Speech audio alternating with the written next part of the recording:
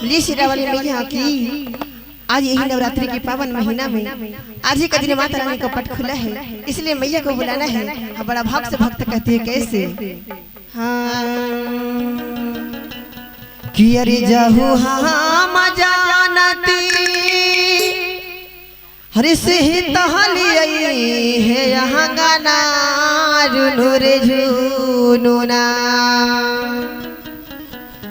हरि जहू हम जानती सिह तहली है यहाँ गाना रुनु रे झुनुना। बह जहाँ बैती बरह बह जाना रुनु रे झुनुना। बह जा बैती बरह हो बह जाना रुनु रे झुनुना। जहू हम जानती सिह तहली है यहाँ गाना रुनु रे झुनुना।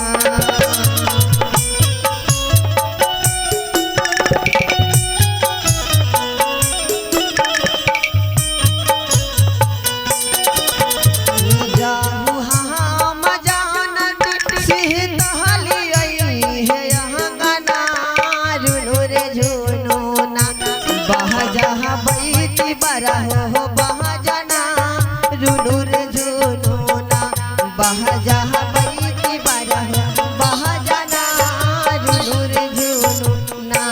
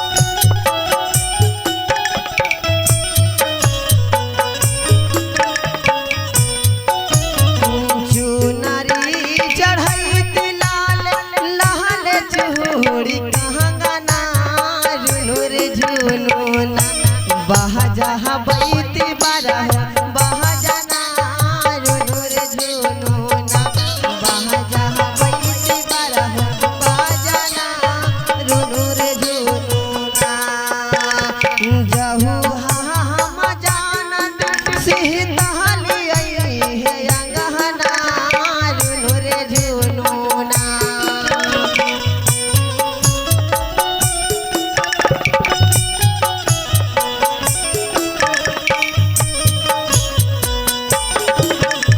जहू हम जानत सिहताली है अंगना रुनुर झुनूना बहा जहाँ बैती बारह बहा जाना रुनुर झुनूना बहा जहाँ बैती बारह बहा जाना रुनुर झुनूना बहा जहाँ बैती बारह बहा जाना रुनुर झुनूना बहा जहाँ बैती बारह बहा जाना रुनुर झुनूना।